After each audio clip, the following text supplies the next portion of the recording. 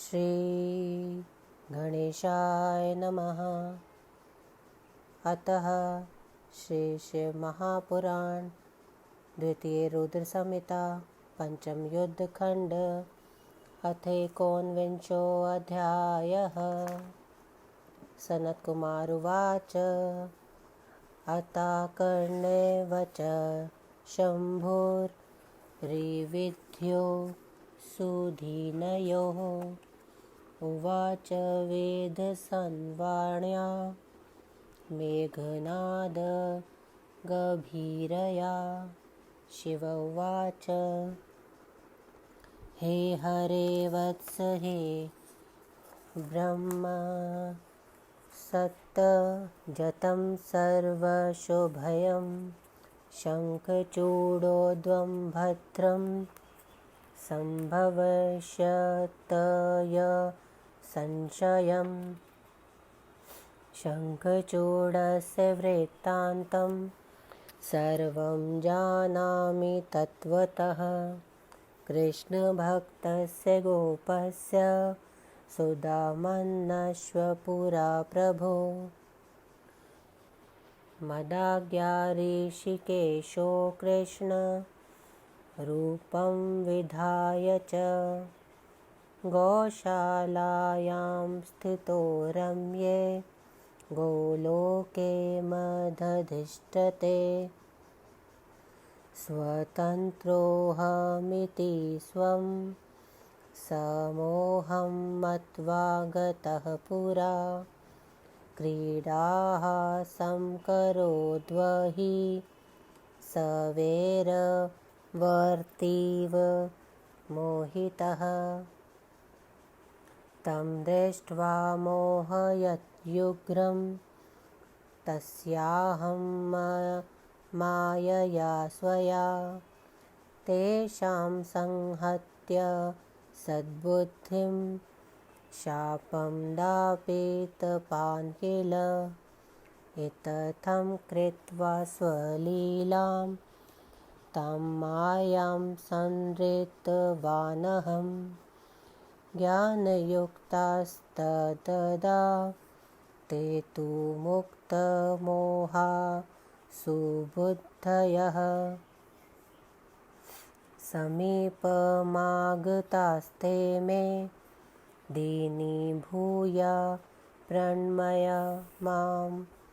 अकुर्वन्सुनुतिं भक्त्या करो भद्वा विनम्रकाः।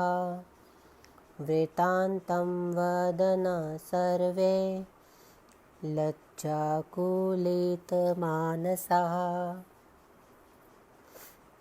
ऊचुर्मत्पुरतो दीना रक्ष रक्षेति वै गिरः। तदा त्वमहं भवस्तेषां सन्तुष्टः प्रोक्तवान् वचः।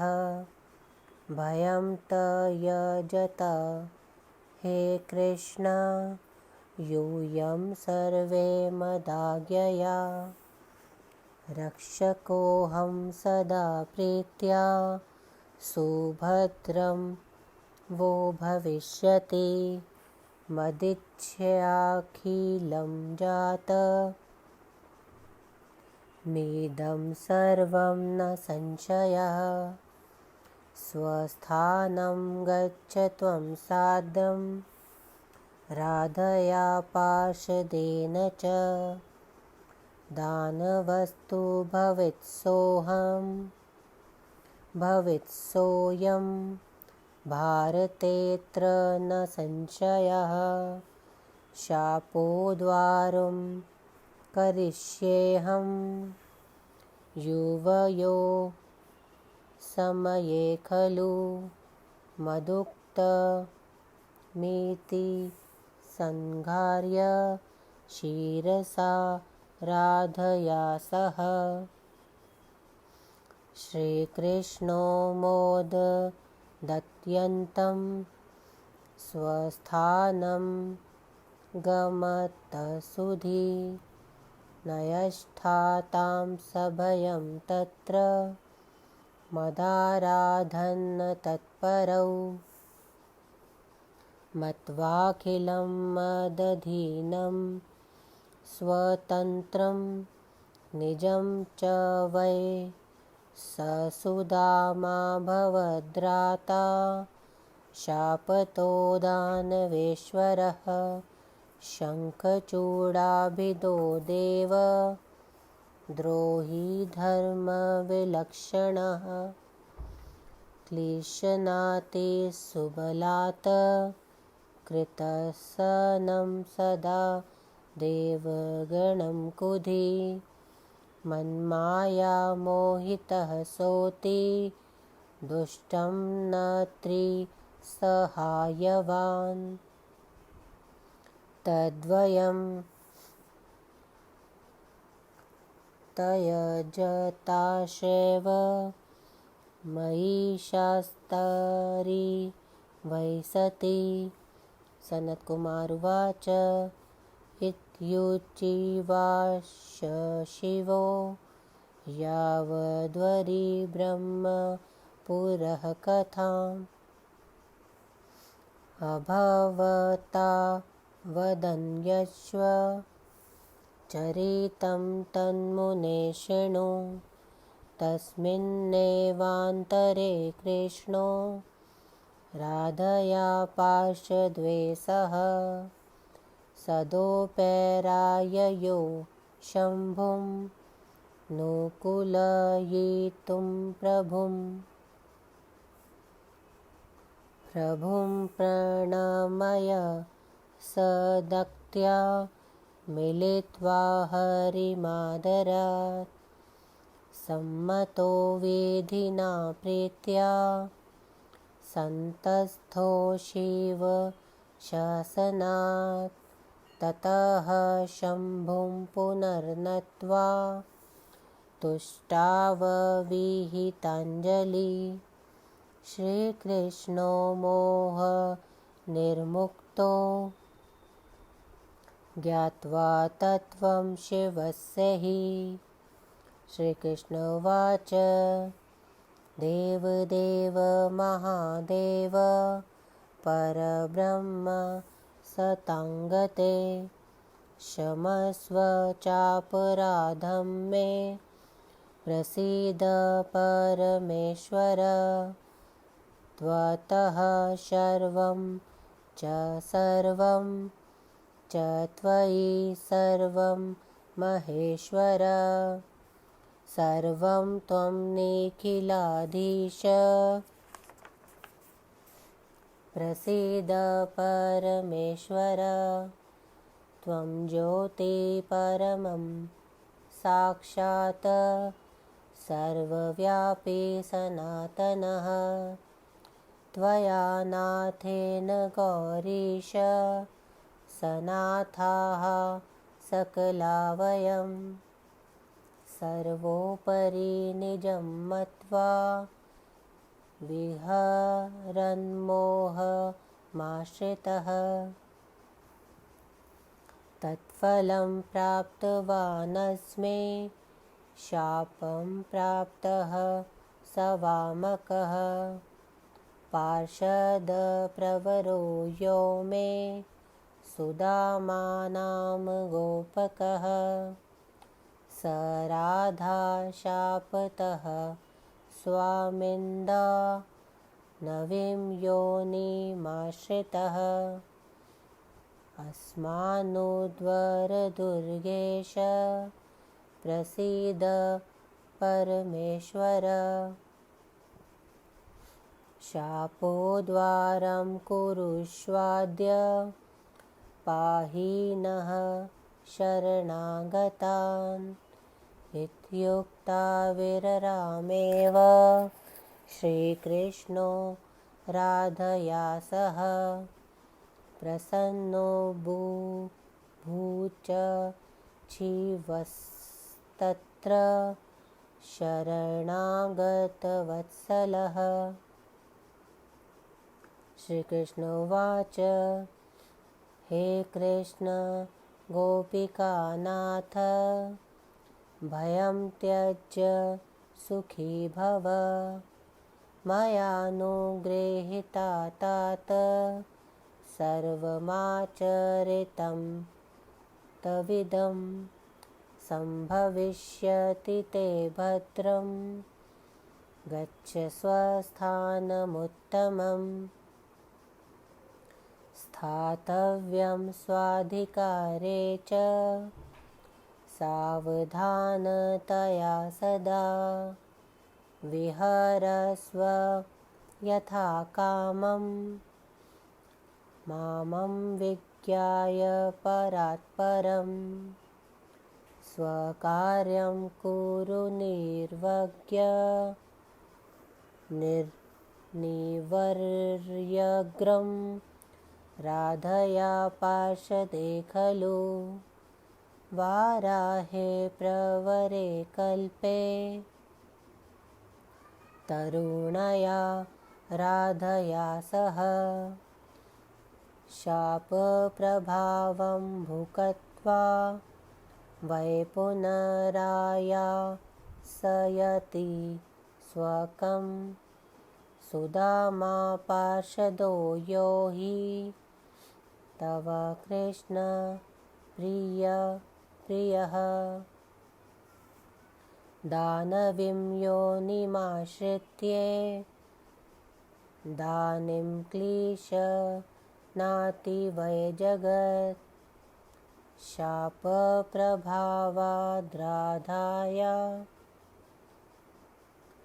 देवशत्रुष्वदानवः शङ्खचूडाभिदः सोती दैत्यपक्षिसुरद्रुह तेन निसारिता देवाः सेनद्रा नित्यं प्रपीडिता ऋताधिकारा विकृताः सर्वे याता दिशो दश ब्रह्मा च युतौ तदर्थे इहागतौ शरणं मम तेषां क्लेशविनिर्मोक्षं करिष्ये नात्र संशयः। सनत्कुमारुवाच इत्युक्त्वा शङ्करः कृष्णं पुनः प्रोवाच सादरं हरिं विधिं समाभाष्य वचनं क्लेशनाशनम्।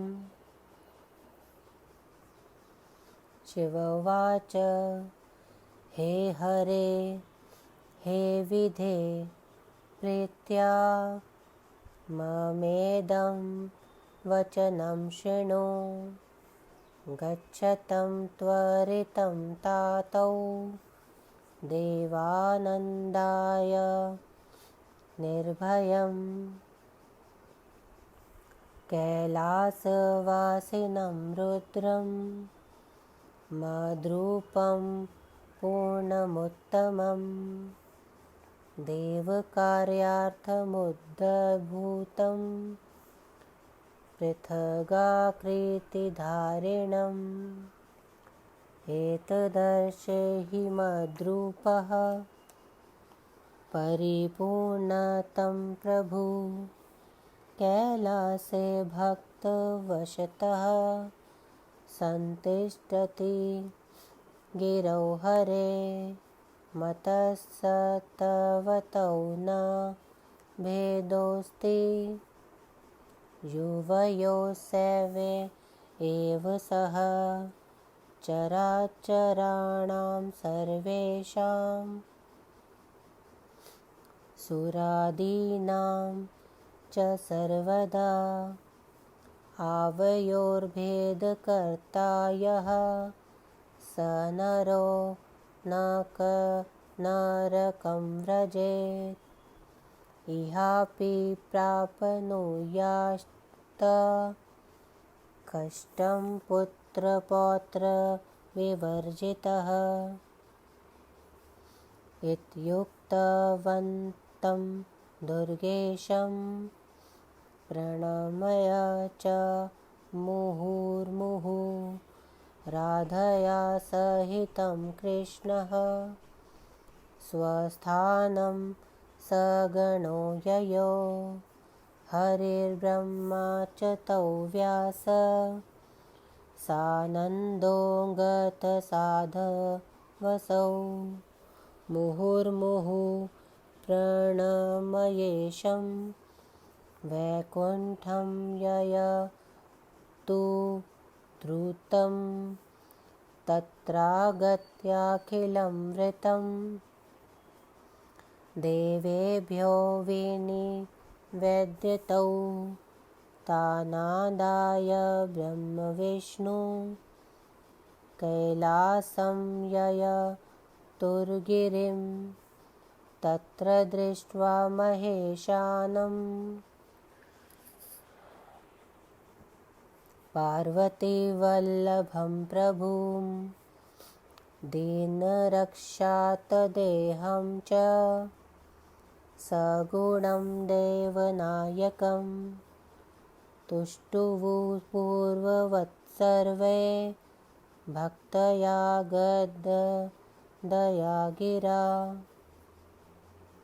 करो बद्ध्वा नतस्कन्धा विनयेन समन्वितः देवाऊचुः देवदेव महादेव गिरिजानाथ शङ्कर वयं त्वां शरणापन्ना रक्ष देवान् भयाकुलान् शङ्खचूडमदान्वेन्द्रं जहि देवनिषूदनं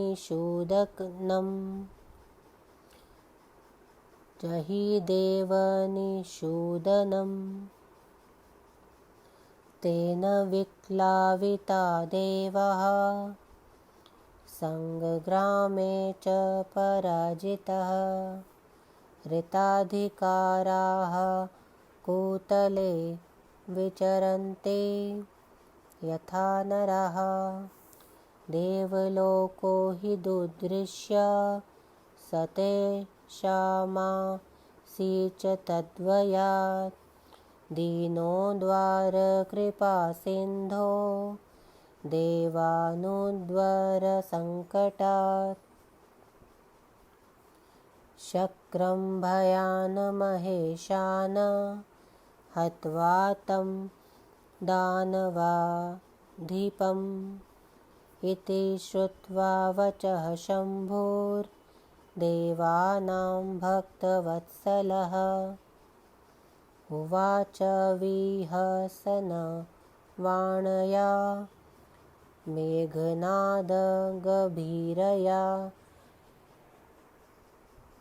शङ्कर उवाच हे हरे हे विधे देवा स्वस्थानं गच्छत ध्रुवम् शङ्खचूडं वधिष्यामि सगणं नात्र संशयः सनत्कुमार उवाच इत्याकर्णय महेशस्य वचः पीयूषसन्निभं ते सर्वे प्रमुदार्यासन्नष्टं मत्वा च दानवं हरिर्जगाम वैकुण्ठं सत्यलोके विधिस्तदा प्रणिपत्य महेशं च सुराद्या स्वपदं ययुः। इति श्रीशिवमहापुराणे द्वितीयायां रुद्रसंहितायां पञ्चमे युद्धखण्डे शङ्खचूडवधे शिवोपदेशो नामेकत्रिंशोऽध्यायः। 31वां अध्याय हिंदी अनुवाद। शिवजी द्वारा देवताओं को उपदेश प्रदान। सनत कुमार जी ने कहा, शिवजी अत्यंत दीन ब्रह्मा विष्णु की बातों को सुनकर हंसते हुए मेघ के समान गंभीर वाणी से कहने लगे। शिवजी ने कहा, हे ब्रह्मा विष्णु, शंखचूड़ से उत्पन्न भय को छोड़िए, निसंदेह कल्याण होगा। मैं सुदामा नामक गोप कृष्ण भक्त वर्तमान राजा शंखचूड़ के संपूर्ण वृतांत को भली भांति जानता हूँ। मेरी आज्ञा से मेरे द्वारा अधिष्ठित गोलोक स्थित गौशाला में वे विष्णु कृष्ण का रूप धारण कर निवास कर रहे हैं। पहले वे मोहित होकर भी मैं स्वतंत्र हूँ ऐसा समझकर स्वच्छंद की भांति अनेक क्रीड़ाएं करने लगे। यह देखकर मैंने अपनी माया से उनके मोह को बढ़ाकर उनकी सद्बुद्धि का हरण कर उन्हें शाप दिला दिया। इस प्रकार अपनी लीला करके अपनी माया को मैंने बटोर लिया। तब वे ज्ञान युक्त मोह रहित सुबुद्धि हो गए। दीन होकर मेरे पास आए, मुझे हाथ जोड़कर प्रणाम किया, फिर नम्र होकर स्तुति करने लगे। लज्जित होकर अपना सब समाचार सुनाया। मैंने सामने दीन होकर मेरी रक्षा कीजिए ऐसा कहने लगे। तब प्रसन्न होकर मैंने उनसे कहा, आप अब मेरी आज्ञा से भय छोड़ दीजिए। मैं आप सबका रक्षक हूँ, आपका भला होगा। यह सब मेरी इच्छा से हुआ, इसमें संदेह नहीं। राधा और पार्षद के साथ तुम अपने स्थान को जाओ। यह पार्षद भारत में दानव के रूप में निसंदेह पैदा होगा। समय आने पर तुम दोनों का इस शाप से मैं उद्धार करूँगा। मेरी बात को तुम राधा सहित शिरोधार्य करो। सद्बुद्धि श्री कृष्ण यह सुनकर अत्यंत प्रसन्न होकर अपने स्थान को चले गए और भयभीत होकर मेरी आराधना करते रहे। संपूर्ण संसार को मेरे अधीन समझकर अपने को पराधीन समझने लगे। वह सुदामा राधा के शाप से दानवराज हो गया। धर्मात्मा देवद्रोही शंखचूड़ नामक वह दुर्बुद्धि दानव अपने बल से संपूर्ण देवताओं को कष्ट दे रहा है। वह मेरी माया से मोहित होकर दुष्ट मंत्री की सलाह को मान रहा है। मेरे शासनकाल में उसका भय शीघ्र छोड़ दो। सनत कुमार जी ने कहा, जब तक ब्रह्मा विष्णु के सामने शिवजी ने ऐसा कहा, हे मुनि, तब तक दूसरी घटना घट गई, उसे सुनिए। इसी बीच मैं श्री कृष्ण राधा पार्षदों और गोपों के साथ प्रभु शिवजी को मनाने के लिए चले आए। भक्ति से प्रभु को प्रणाम कर आदर से उनसे मिलकर उनकी सलाह को मानकर उनकी आज्ञा से बैठ गए। शिवजी को फिर प्रणाम कर हाथ जोड़कर स्तुति करने लगे। मोह से मुक्त श्री कृष्ण शिव तत्व को जानकर श्री कृष्ण ने कहा, हे देव देव महादेव परब्रह्म सत्पुरुषों को सद्गति देने वाले परमेश्वर, मेरे अपराध को क्षमा कर आप प्रसन्न होइए। हे महेश्वर परमेश्वर, यह सब आपसे ही उत्पन्न होता है। यह सब आप में ही स्थित है और आप सबके स्वामी हैं। अतः प्रसन्न होइए। आप ही साक्षात परम ज्योति हैं, सर्वव्यापी तथा सनातन हैं। हे गौरीश, आपके नाथ होने से हम सब सनात हैं। मैं मोह में पड़ा हुआ अपने को सबसे श्रेष्ठ मानकर विहार करता था। उसके फलस्वरूप मैं स्त्री का शाप पा चुका हूँ। हे स्वामी, मेरा जो पार्षद श्रेष्ठ सुदामा नाम का गोप था, वह राधा के शाप से दानव योनि को प्राप्त हो गया है। हे दुर्गेश परमेश्वर, हम शरणागतों का शाप से उद्धार कर हमारी रक्षा कीजिए। श्री कृष्ण शरणागत वत्सल। शिवजी प्रसन्न हो गए। शिवजी ने कहा, हे कृष्ण गोपिका नाथ, भय छोड़कर सुखी हो जाओ। यह सब जो तुमने किया वह सब मेरे ही अनुग्रह से हुआ। तुम अपने स्थान को जाओ। तुम्हारा भला होगा। तुम्हें सदा सावधान होकर अपने अधिकार पर ही रहना चाहिए। मुझ परात्पर को जानकर स्वेच्छा से विहार करो। राधा तथा पार्षदों के साथ तुम निश्चिंत हो अपना कार्य करो। वाराह कल्प में तरुणी राधा के साथ शाप के प्रभाव को भोगकर वह अपने स्थान पर पुनः आ जाएगा। हे कृष्ण, तुम्हारा अति प्रिय सुदामा पार्षद दान योनि को पाकर संसार को पीड़ित कर रहा है। राधा के शाप के प्रभाव से देवशत्रु शंखचूड़ दानव दैत्यों का पक्षपाती और देवताओं का द्रोही हो गया है।